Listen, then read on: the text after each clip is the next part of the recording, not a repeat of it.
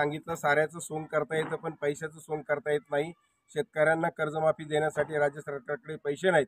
मार्च एंडला 31 तारखेपर्यंत तुम्हाला कर्जाचे पैसे भरावे लागतील अशी तंबीच एक प्रकारे शेतकऱ्यांना दिली आणि शेतकरी मात्र हवालदिल झाला आणि शेतकऱ्यांना एक प्रकारे हा धक्का त्या ठिकाणी बसला।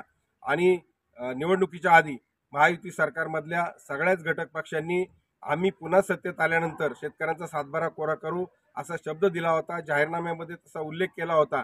परंतु सबसेल पलटी मारून त्यांनी शेतकऱ्यांना एक प्रकारे हा धक्का दिला। याचा निषेध म्हणून प्रांत कार्यालयासमोर काळी गुढी उभारून या शासनाचा आम्ही त्या ठिकाणी निषेध केला। परंतु आंदोलनकर्त्यांची मुस्कटदाबी करण्यासाठी या ठिकाणी मनसर पोलीस स्टेशनमध्ये आमच्यावरती गुन्हा दाखल करण्यात आलेला आहे। या अशा पद्धतीनं आंदोलनकर्त्यांचा आवाज दाबण्याचं काम हे सरकार त्या ठिकाणी करतं, याचा मी जाहीरपणाने निषेध करतो।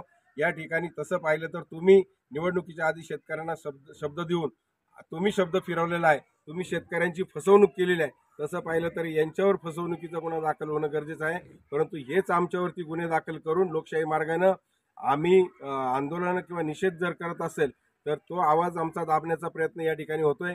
या प्रकाराचा आम्ही या ठिकाणी जाहीर निषेध करतो। शेतकऱ्यांच्या प्रश्नासाठी तुम्ही अशी आमची कितीही मुस्कटदाबी करण्याचा प्रयत्न केला तरी आम्ही स्वस्थ बसणार नाही आणि या पुढच्या काळामध्ये देखील वेळ प्रसंगी जेलमध्ये बसायची वेळ आली तरी चालेल, परंतु शेतकऱ्यांच्या न्याय हक्कासाठी स्वाभिमानी शेतकरी संघटना आणि आमचे हे सगळे मावळे त्या ठिकाणी लढल्याशिवाय पाठीमागे हटणार नाही।